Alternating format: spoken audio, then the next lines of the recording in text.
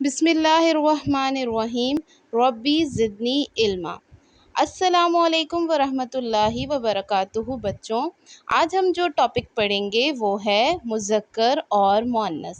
مذکر کسے کہتے ہیں؟ کسی بھی اسم کے نر کو مذکر کہتے ہیں، جیسے کہ لڑکا، دادا، بیل، طوطا وغیرہ۔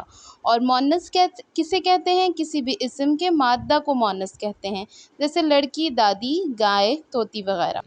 چند مذکر مؤنث یہ ہیں: لڑکا، لڑکی، باپ، ماں، دادا، دادی، خالو، خالہ، تایا، تائی، مرغا، مرغی، شیر، شیرنی، خرگوش، خرگوشنی، چڑا، چڑیا، لومڑ، لومڑی،